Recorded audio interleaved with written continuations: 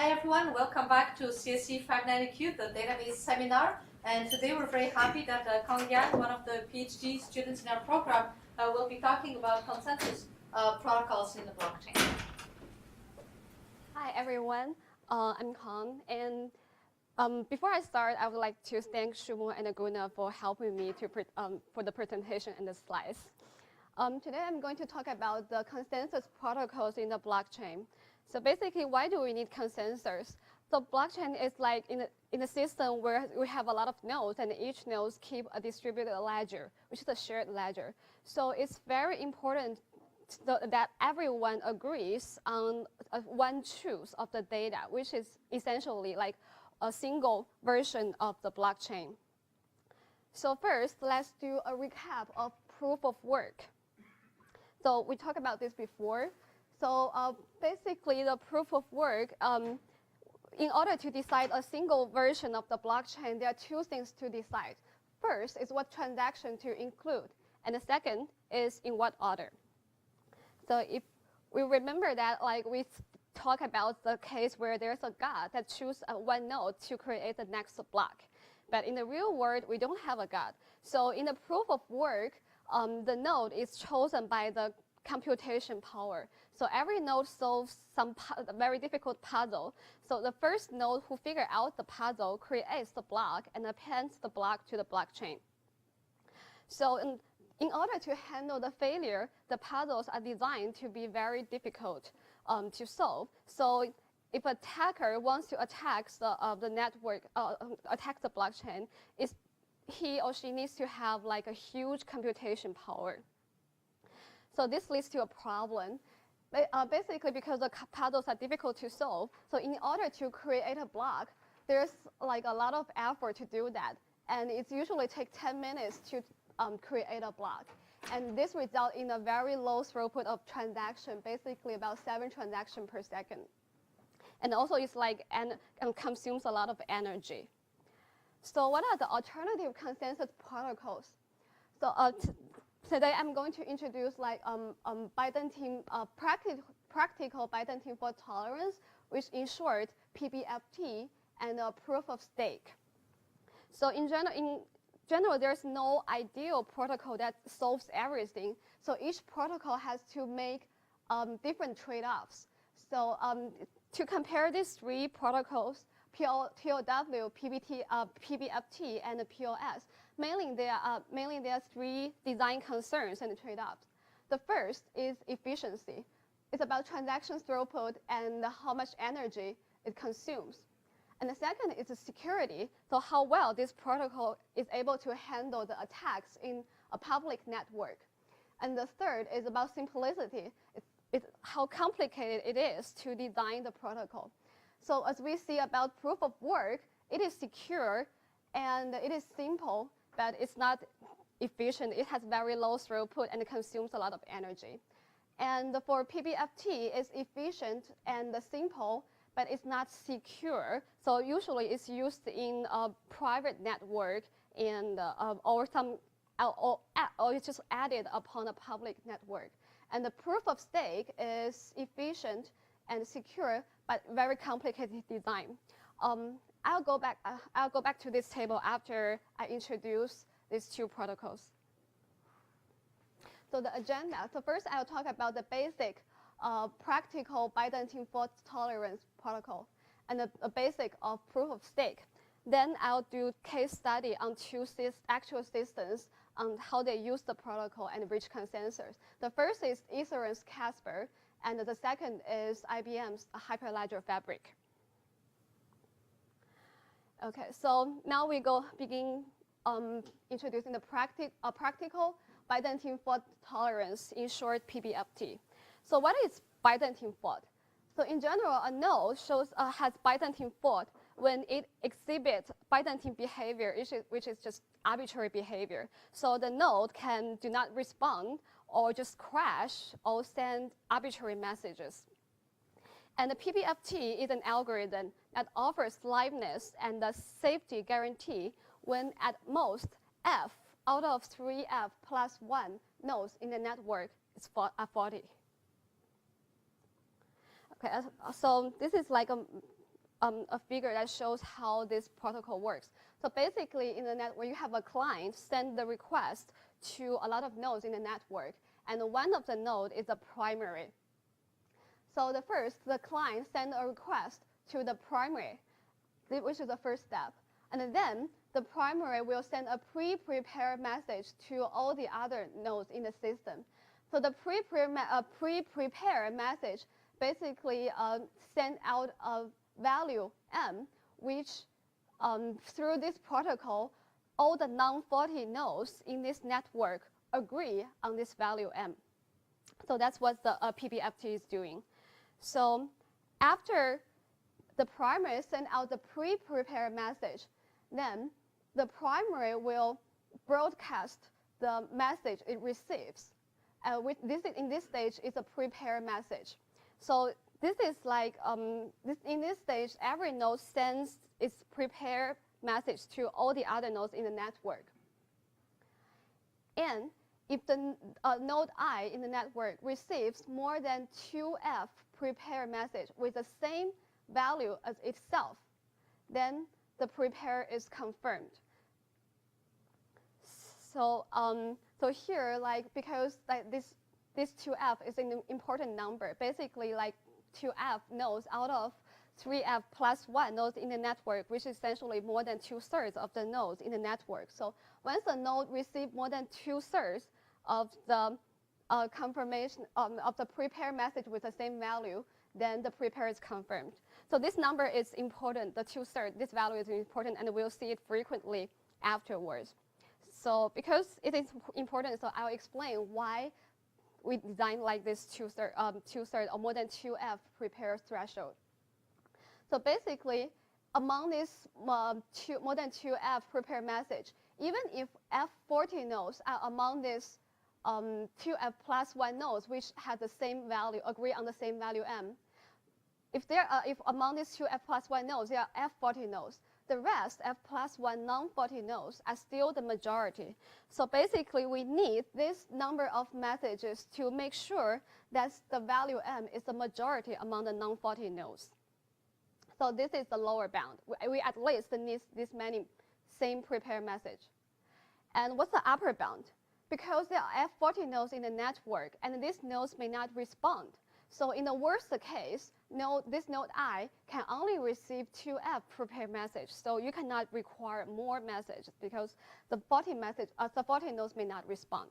So that's where the more than 2/3 threshold comes from. Okay. Similarly, after each node confirms about the prepare stage, it moves on to the commit stage. And similarly, if a prepare is confirmed and node I receive more than 2F commit message with the same value as itself and the value m in the prepare stage, then the commit is confirmed. So the confirmation process is basically similar to the prepare stage. Then, after a node confirms that, okay, the commit is done, it sends a reply to the client. And in this stage, because whenever a node sends a reply to the client, it's kind of like know that majority of the node in the network agree on this value. So here, if the client receives larger than F replies, then the result is confirmed. So in here, as long as the client receives one correct confirmation, then it knows that, okay, the transaction is correctly executed and all the nodes agree on this value. Okay. Hi. Client need to send to multiple nodes in the first time, like in the beginning. Otherwise, like, if the primary is the Byzantine faulty node, yeah. So here can the good question. So what happens if the primary is a faulty node? So there are some cases. The first is like the primary is just to send some message, so some value m to some nodes and some value m prime to the other nodes. In this case, it's kind of hard to get more than 2/3 of the nodes agree on a single value. So there's no consensus, which is bad. Okay, the second case is like the primary sends a wrong value to every node. I think in this case, then the client will receive a wrong confirmation. Then the client know, okay, my transaction is failed. And in the third case, where the primary just does not respond. So here is like, so there are, I'll introduce this here. So basically, there are two values also included in the message. The first is the sequence number. The sequence number is like to enable all the nodes to make a checkpoint, and once the checkpoint is confirmed, the history before this checkpoint can be discarded. And the second is like a view number. This answers the question when in the case when the primary node fails. So basically, every node keeps a timer and counts the time where when it received the message from the primary. So it fails to, if the node fails to receive a message from the primary for a while, it knows like the primary is kind of failed. So it proposes a view change message, and then when the view change, all the nodes will select a new primary. So that's how this guarantees the liveness. So let's do a recap on PBFT. So it's a protocol that enables non-faulty nodes to reach consensus, basically agree on the value, despite some other nodes exhibit Byzantine behavior. However, it works only for a fixed set of nodes, because when we see the protocol, it needs to know the identity of every applicant and know how many nodes exist in the system. And it requires n² message each round, because every node needs to send message to all the other nodes in the system. So it is definitely inefficient, especially like in the Bitcoin situation where any machine in the world can participate.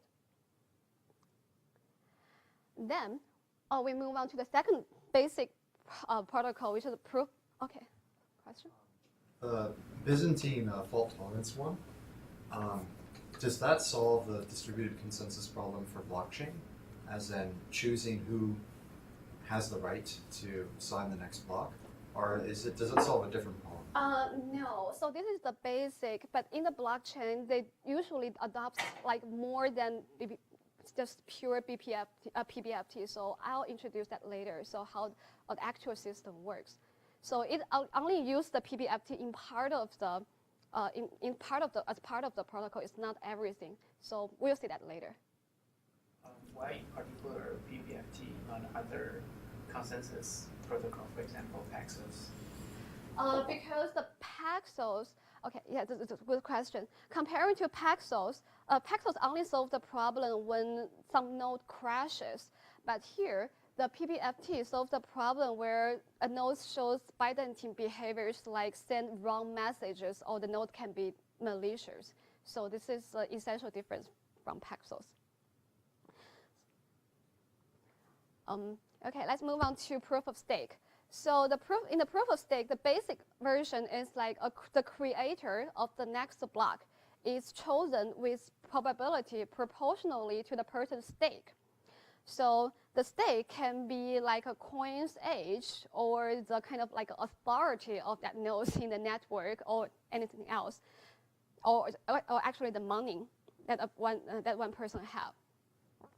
So in the case of proof of stake, the forks in the chain are very common, as long as there's network delay. Imagine this case. So in once like node A is chosen to be a creator of the next block, and then node B is chosen as a next block. But then because of the network delay, node B may not see node A's block. So naturally, there's a fork in the chain. So forks are very natural, especially like when the transaction or the blocks are produced at high speed. And but the forks is very problematic. So there's like a very famous nothing at stake problem. So it says like if there's no penalty, the creator will create block on all the forks to guarantee his or her block reward. So this is not hard to understand. So in this case, like this, if this is a fork that that a node sees, so there's like fork 1 and fork 2. So if each fork has a probability, which means that how many other nodes agree on the fork. So if this creator just creates a block upon any of the fork, it may not get it has a probability of not getting the reward. But it creates a block on both of the forks, then it's guaranteed to get the block reward. But this is bad for the whole system because it will never reach consensus. And also there's an important problem of if there's a fork and how to choose which fork as the chain, as the final chain, and when will a transaction gets confirmed to be included in the blockchain. Remember when we talk about proof of work, usually like after 6 blocks, you have high confidence that your transaction is kind of finalized, which means that finally included in the blockchain. But here, this is like a great concern in the design when a transaction gets confirmed. So now I'm going to talk about a real system called Casper. So Casper is the proof of stake finality system which overlays an existing blockchain.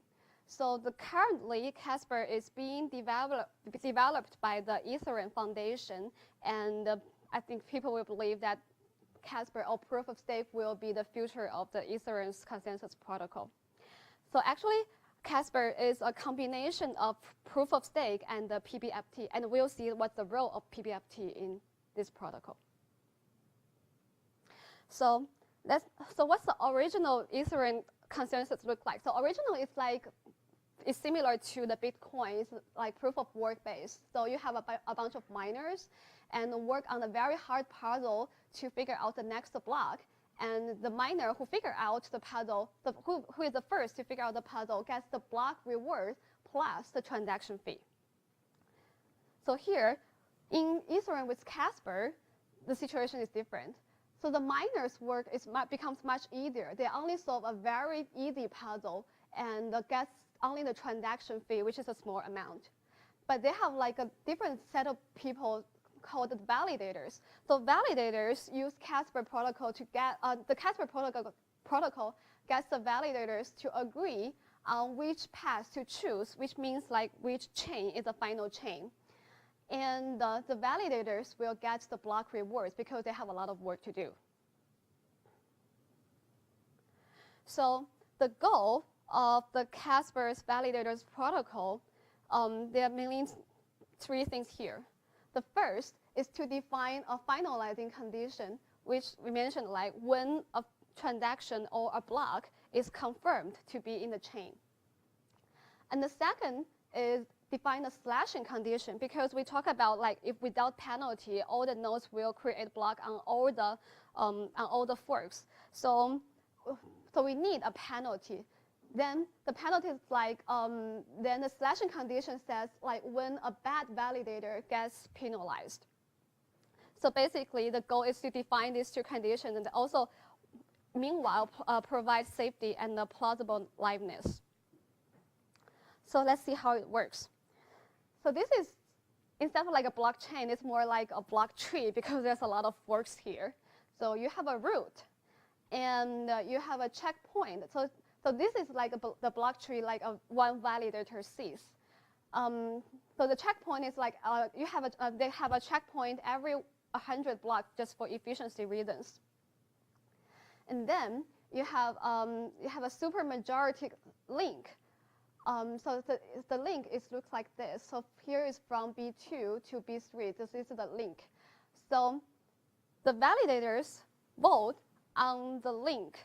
So basically, like if you confirm the link to be in the blockchain, then you confirm like a subpath in the chain, right? So here it's like, so the validators votes on links, and a link is called supermajority link when more than 2/3 of the validators vote on this link. So basically, this confirmation why this number 2/3 is through the BPFT protocol, right? So because in the BPFT, we know that if like more than 2/3 of a node agree on the value, then we kind of know like this value is confirmed. So here, like if we know more than 2/3 of the validators confirm the link, then we know the link is kind of like finalized. And then naturally, we have like a finalized checkpoint. It means that when a link is when there's a link finalized and the source of the link is also finalized, then the target is finalized. So that's Casper's finalizing condition. And then we have a slashing condition, which talks about when a validator shows bad behavior, and what is the bad behavior. So when a bad behavior is detected, a validator lose its stake, which means like it loses the deposit it puts into the network. Okay, so the slashing condition, there are two conditions for the slashing condition. So here this vector is the vote that a validator sends to all the other validators. So basically it contains a vote. So it votes on the link. So this is the source of the link, the target of the link, and also if you imagine this is a tree, this is the height of the source and the link. So imagine here, the first vote is the vote on the link from B1 to B2. So the vector looks like V, B1, B2, and the height of B1 is 2, the height of B2 is 4. So this is the first link, the first vote of one validator. And if a validator votes on another link, which from B1 to this B prime, the first condition is detect whether there are two votes that the target share the same height, which in here is like B2, the height of B2 is equal to B prime. So basically, in this case, if one validator votes on two links that share the target share the same height, then it just meets the slashing condition. Then this validator is treated to be bad and will be punished. So this is the first condition, and the second condition is like this. So if validator first votes for a link from B2 to B3, and have another vote from A2 to A3. So the slashing condition says if the source of one vote, which is B2, is smaller than a source of another A2, is smaller than the height of a destination A3, and is smaller than the vote one's destination B3. So basically, if this kind of situation happens, then the validator just meets the slashing condition. It means that, okay, if the validator vote has these two votes, then it's a bad validator and it needs to be punished. So basically, there's a proof in the paper that if a node does not have the slashing condition, which means that if node does not vote for, does not have vote like this, then there will be no conflicting chains in this. There won't be like conflicting nodes in the chain. So who decides on the structure of this tree? I mean, I know there's ground truth, right? But then, like, is there like basically some sort of consensus? This is basically like how the message it receives from other nodes. Then it constructs this tree. So then they run the validators, run consensus to decide. Yeah, run consensus to agree on one version, because like different validators naturally they will see different forks and then they will like create blocks on different forks. So they will broadcast this message out. So here, all the tree is constructed based on the message received from all other validators, and they will like agree with this tree. They will agree on one chain in this tree. And then they run PBFT to make agreement on the links, and then with the links, they construct the final chain. So who determines the membership of this validator group? So this is the part of a proof of stake. So basically, to become a validator, you need to have some deposit in the to deposit some money into the system, and then the validator is chosen with probability proportional to the stake, which is the money you deposit. If you deposit more money, then you will get more like voting power. So here, like one third condition here is actually proportional to the money you deposit. It's not by head count. So, but in this design, it means that if you do something bad, then you risk a high chance of lose your deposit. So if you deposit more, then you have more power, but you also risk more if you do bad things, right? So that's how they use this kind of like economic incentive to make sure people do good things. But then at any point they need to know how many validators are there total, right? Because otherwise I don't know what happens. Yeah, so that's like that's another part of the design I didn't talk about. So basically, in this situation, like every validator needs to know the whole validator set, but they have some like mechanism to allow validators join in and come out. So that part I didn't cover. So, but did There's you? like dynamic membership for BFT dynamic protocols. It's just membership. something like that, like a normal BFT change in membership. It's not like a normal PBFT. PBFT doesn't assume dynamic membership. Areas that do dynamic Yeah, versions yeah, of that. okay, It's just something like that. Yes. So looking at this diagram, I'm trying to wrap in my head the roles of the regular miners versus the roles of the validators. So here, all the thin lines were constructed by normal miners, and validators, they somehow agree on these strong lines. Why do we have normal miners at all? To my understanding, the normal miner is just to create blocks. And then the blocks will send, like a lot of miners create a lot of blocks and then send the block to the validator. The validator determines how to organize these blocks, right? Which blocks to add upon which one. So that's the validator need to agree about. So it is not necessarily that everyone creates the key. It could be the result of, let's say, network delays and things like that, right? So if one node in the network does not know the entire view of the blockchain, for example, then it will actually add to a previous block, which will create a fork in the chain. So this could be the result of that process and not someone explicitly trying to create a tree out of it. Okay. So I suppose they have some way to make sure that like I cannot just arbitrarily insert faulty validators into the pool like this, then I. Because then it's like, because if there's, okay, this is an interesting point. So if there's a malicious validator, if he or she wants to control it, he needs to have like more than 2/3 of the deposit because that's the multi-party one. But then in that case, you lose people's confidence in this system, right? And the people will just do not join anymore. Then essentially you lose all your deposit because no one trusts this. So this kind of like make sure people won't do that.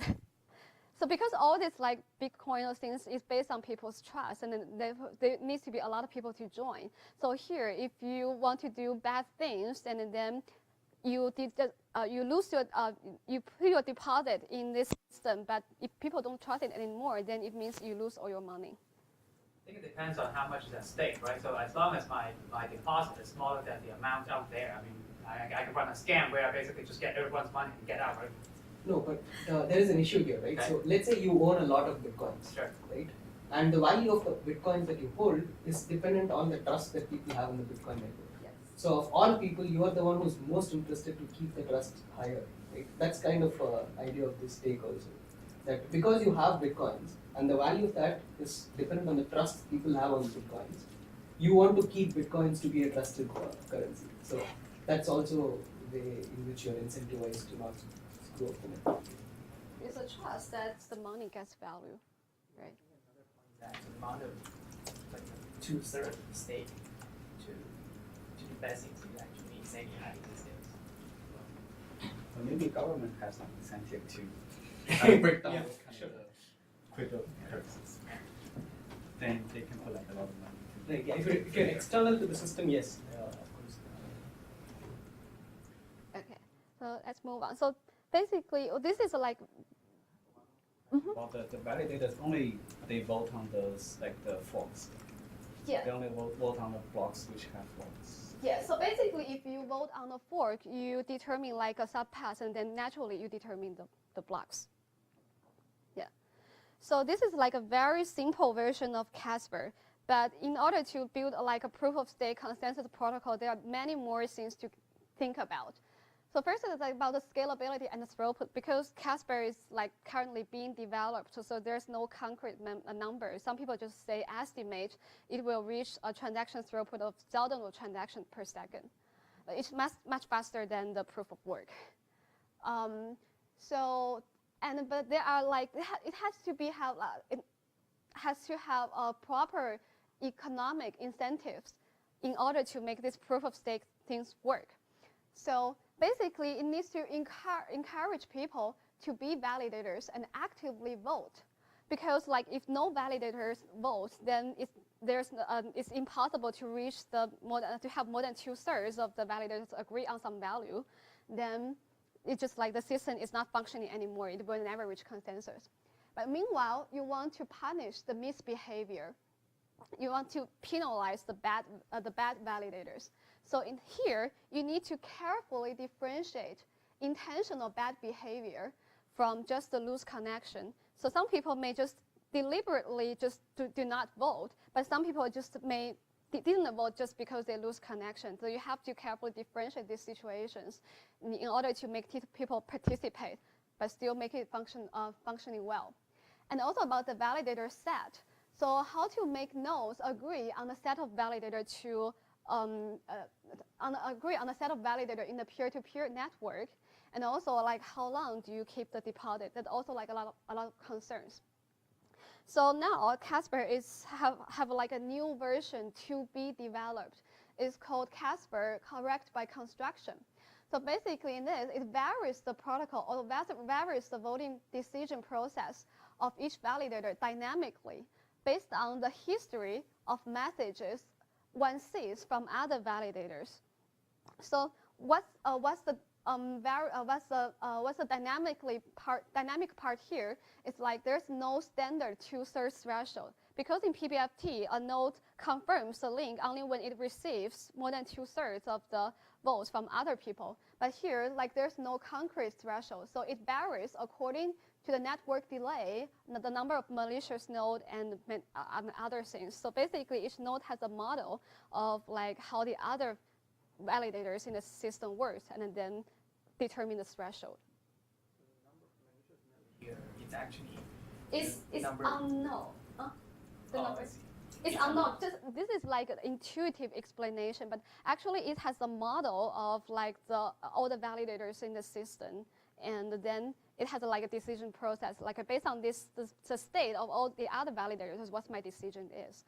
So this is like an intuitive explanation. So what will affect the threshold, but how it's implemented, it has to build a model to model all the other validators' behavior. There's like it's being developed, so there's no still no concrete implementation here. So it's kind of like idea things.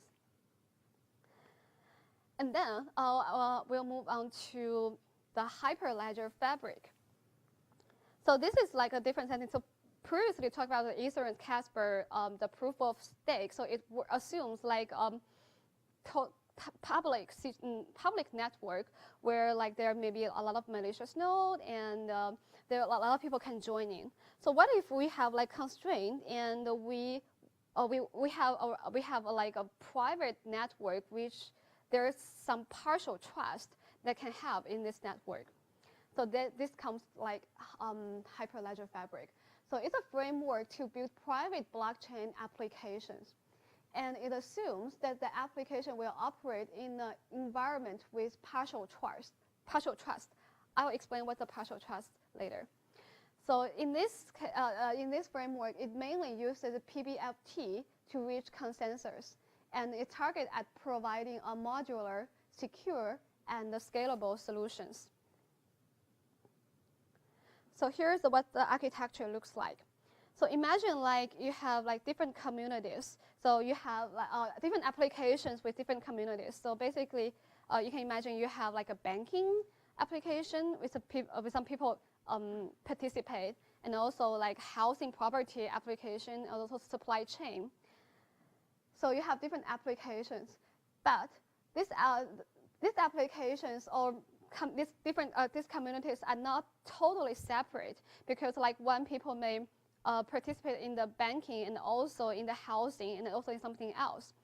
So basically, these communities will share some data. In terms of the transaction, they naturally want a global service to order the transactions that coming from different community or different application. So in this case, they want like a global blockchain to keep an order of all their transactions from different communities. So here, then they have like a global ordering service and an application, and also like different communities. But the tricky thing is here, the global ordering service that keeps the data from all applications, they don't want to keep the original transaction data. So the transaction sent to the global service is kind of like encrypted. So the global service is only responsible for ordering the transaction, while the validation, execution of the transaction logic is left over to the peers in the community. So that's a key point here. We'll see how a transaction flow works. So basically you have three parts. You have a client, which just sends transaction request.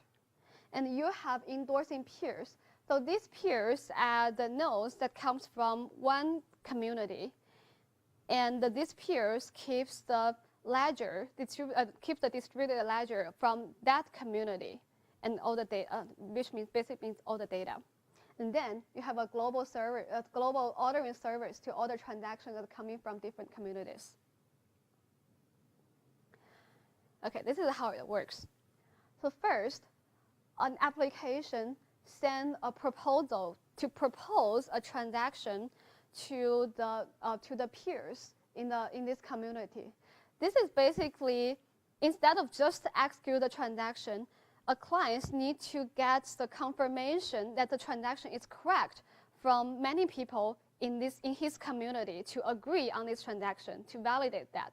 So basically, first, the client needs to send a transaction to the peers from the community to get a certain number of endorsement. So here's a second step. So the peers, after they validate the transaction, say, okay, this is like a correct transaction, it's not malicious or anything. And then so either endorse, they sign the transaction and send this back to the application. So then the application get a set of like endorsement, and then the application can send endorse the transaction to the global ordering service, which the transaction is encrypted. And then the global ordering service just collect a bunch of transactions and order them into blocks, and then puts the blocks into the global blockchain. And note that here, the global servers use the PBFT to reach the consensus on the order of the blocks, and we'll get to that later. So after the global ordering service determine the order of the block, it will send the blocks to the peers. Remember that the peers keeps all the distributed ledger, which means the data. So the peers will execute the transaction and write the data, and then finalize the transaction. So after this is done, then the peers will send the result, the confirmation of the transaction result, back to the client. So here's the general flow of a transaction. The ordering service is a geo-replicated state machine which assembles transactions into blocks and orders the blocks. These transactions come from all kinds of applications. The ordering service adopts a variant of PBFT to reach consensus. Basically, like you can assume like the ordering service is a lot of nodes which keeps a global blockchain, and then they use the PBFT to reach consensus on what the blockchain looks like. And the ordering service is partially trusted because the trusted part is like all the communities relies on the global service to provide a correct chain of blockchain. So it relies on the ordering service to give the correct order of the blocks and the transactions. But the non-trusted part is like the transaction is encrypted when it's sent to the global ordering service. So the ordering service is not able to see the content of the transaction or tamper the transaction. So the ordering service is Byzantine fault tolerant. So because it uses the PBFT. But the point here, there's no penalty for faulty behavior. Because in the PBFT, like you just assume that less than 1/3 of the nodes are not faulty. So it doesn't say anything like, okay, what will happen to the faulty nodes? So here it's kind of like someone else, a third party needs to make sure that the nodes in the global ordering service does not have more than 1/3 of the 40 nodes. So yeah, so this is like you have to trust this service to, the ordering service to function correctly. But this is for private. Yes. Right? So why would they assume they admit some Byzantine fault party? That's the point here. It just depends on how you deploy this. So basically, the Hyperledger fabric is a framework. It just cut the logic into like global ordering service, peers, and the clients. So in the global ordering, even in the ordering service, you can choose your own algorithm. If the nodes are fully trusted, they will allow you to use only paxos. So if it is not trusted, then you can use PBFT or some variants of that to make sure it's fault tolerant. It's Byzantine fault tolerant. So it's just like a framework, but like inside it depends on what your application is. You can choose different algorithms. Yes. Okay. So like this is like a throughput of Hyperledger fabric. So basically, there's like a paper that compares the throughput of different consensus protocols. So basically, it compares Ethereum. So when they compare, Ethereum still use like a proof of work, but it's kind of like easier than Bitcoin, I believe. So, but it's still kind of slow. So parity is using proof of authority, which we didn't cover here. But basically, then it comes to Hyperledger. So in the traditional like OLTP benchmark like YCSB and a small bank, the Hyperledger at the peak throughput, it has like around 1,000 transactions per second. This is in the environment with 48 nodes. So it's still kind of like slow, but much faster than proof of work. I would expect the Hyperledger will have like a much better. I mean, by its design, I would expect Hyperledger have like much better transaction performance. Than Ethereum? Yeah, but Because like here, Ethereum still use proof of work.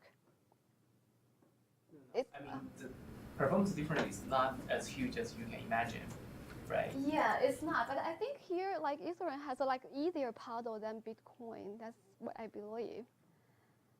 Also, like maybe YCSB is not the right benchmark for blockchain transactions. Yeah. It's just like a p-value store, read and write, right? Yes. So, So blockchain maybe have like more okay. smart contracts with more complicated logic. Yeah, because Ethereum is like famous for its smart contract, Turing complete, large execution logic. So. The YCSB is a smart contract. Yeah. You only read one thing or Yeah. something like that. Yeah, but they tried like different different consensus protocol on the traditional OLTP benchmark. So this is like a first approach to compare the performance of different protocols. It seems that we need a new benchmark. Yeah, I think they're creating one, but I'm not sure about the current status. They are creating like something that's suitable for the blockchain, but in order to publish a paper, they have to have some numbers that people are familiar with. I mean, if they want to just look at the numbers, I mean, you can just like don't do anything as part of the so-called work, right? Just measure doing this consensus. Mm-hmm. Yes. That like just drop like there's nothing. I mean like literally just adding block, right? That's like there's no workload, right? Yeah, there's no. Yeah, basically there's no work. That, right? I mean, Right. that's something. So this is purely the performance of the consensus protocol, but not really, because some consensus protocol it also requires to validate the transaction or like do some validation. But here I think it's not included here. The benchmark is pretty simple. Also, the numbers, right? It's not very different. So Yeah, it's not basically that the great. consensus is the bottleneck in this case. That shows like even for the PBFT, they claim to be kind of like scalable than proof of work, but the difference is not that great because essentially it still requires like n-squared message at every round. Yeah, so I think that's kind of explain why like they are moving to Kafka, like essentially Paxos. Yeah. Because if you think about that, like PBFT, the security model still could be like way too strong for Yes. if you trust like everyone in the ordering service don't send a malicious message, then you can just use Paxos. Yes. Yeah. So that's why like they also provide like an alternative that instead of using PBFT, they just use Paxos if none of it is trusted. Okay. So it's finished. quicker than I thought. So they reached the conclusion that we introduced like a trade-offs made in these 3 consensus protocols: proof of work, PBFT, and the proof of stake.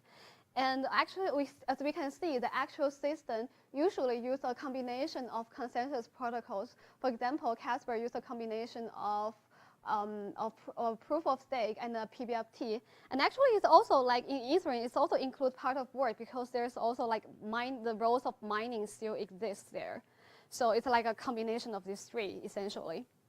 And let's look at the table again. So we know the proof of work. Then for the PBFT, it's working in the private network, so it's not that secure, but it's simple and efficient. So proof of stake is efficient as like PBFT, and at least as PBFT, and it's kind of secure, but it's very complicated to design because we talk about like how to differentiate a really malicious node or loose connection, or how to determine the validator set of things like that. So the protocol is really complicated, and it's being refined by a lot of people. Yeah, that's basically what I have for the consensus protocol part.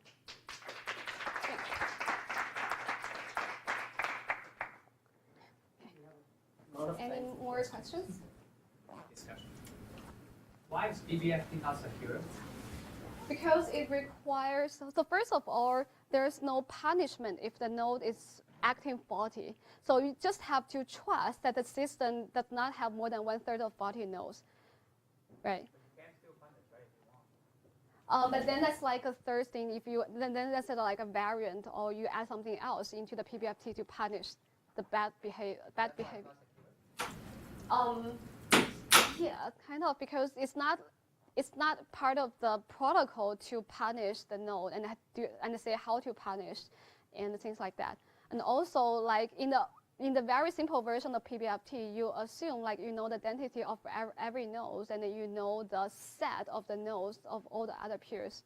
So this is kind of like you have to give trust to the network or the nodes in the network.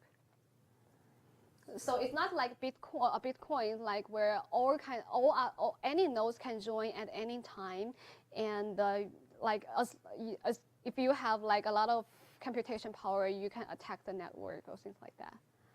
So basically, like think of the case that if you are a user to Hyperledger and trust using IBM's ordering service, essentially they said like IBM can do whatever it wants, and if the provided somehow maybe due to bad not like purely malicious due to bad implementation, then if the ordering service is wrong, there's no way you can polish IBM, or this polishment is kind of external to the protocol itself. Maybe you sign IBM with some SLAs or something like that. It's just a different trust model. Right, but I thought security usually means like something is leaked without my without my permission, or I get some wrong answer, something like that, right? So in that sense, I don't see why that is insecure. Oh, so under the assumption that you have malicious nodes, right? If let's say it's part of IBM somehow, right? So now you do not, as a user, as a customer of IBM, I do not really have a, I only can punish IBM by, not using them or something like that. But if you compare that model with, let's say, a Bitcoin-like model, right? The security guarantee provided for Bitcoin is basically on the assumption that no one can monopolize computation power, right? So that is kind of a stronger security model than, let's say, PBFT. And here PBFT, I think, means the vanilla PBFT, which does not include the Casper kind of stake-based incentives. It's just PBFT. Basically, in proof of work, it makes it kind of like against attack to make the attack very expensive. So if you want to attack, you have to have a lot of power, computation power. And in proof of stake, it prevents attack by just like if you do attack, you will lose all your deposit, you will lose a lot of money. But in PBFT, it just assume like there might be attack, but it just like it doesn't have any mechanism to prevent or discourage the attack. So that's why it's not actually very secure. Give some credit of the design of the Hyperledger. the authoring service, you cannot see the content of the transaction. Only see it encrypted. So it's pretty hard for them to write, for example, maliciously based on some content of the transaction to do something like a denial service to certain user. So that part is kind of blew up by their design, but it's indeed a different process. So we're done this. Questions? So, in the middle, you mentioned proof of authority. Yes. I did a quick search on that, and it looks like something that might be more applicable to the private blockchains. Yeah. Is there would you fit this into the comparison you have there, just so that we can think about it as one of the implemented distributed consensus protocols out there? I haven't dig into the detail of proof of authority. I would imagine like it works for like in a private chain where like a node with high authority, people trust that and trust this authority things. So I haven't just look deep into how it works.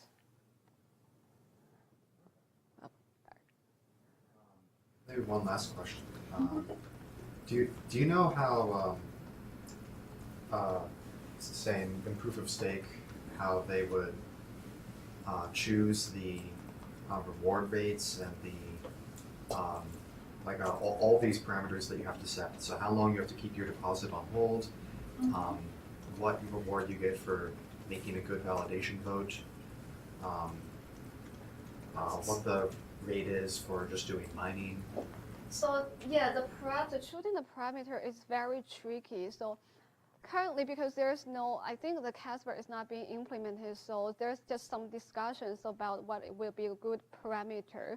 But like as we talk about like in Casper CBC, I think their goal is to like change the parameter dynamically. Also, there's another version of POS, which is proof of stake, is delegated proof of stake, where like the validator has more power. They can also determine on the parameter. They can also agree on the parameters of all these settings. So there's some like variants of POS that handles the dynamic parameter part. But there's no like, I think there's no like a concrete system that solves this problem. Just like still people are discussing about how to do that. Okay. Maybe one last one. So a different kind of malicious attack is when you want to suppress certain kinds of transactions. Maybe you're the government and you want to censor certain transactions or just not work on them. Yes. So as a validator, you could always choose to vote for the fork that doesn't contain those transactions. And as a miner, you could choose to just not mine blocks that contain those transactions. So are there guards against that? I think in the censorship case, like if the validator, so in the POS, if a validator wants to, it's kind of like a denial of service to some transaction, right? It needs to control like a lot of stake in the deposit in order to like agree. So okay, I don't want to include this block. So I guess like in this case, like it's just similar to the attack things. Like you control the stake, but you lose you lose people's confidence in this network. Okay. Yeah. So you would still need that at least like 51% or 2/3 say. Yeah. So basically, like one important thing of designing proof of stake is that like the developer just the developer proof of stake, they're trying to use the economy incentives to encourage people to do the right things. So there's no like a strict model or strict proof of things like that. So it's just basically building a model of how people will behave, and you assume like people are just economically rational, and then they will design protocol based on that. Let's actually stop here because we also have a department co-op today. Thank you. So thanks.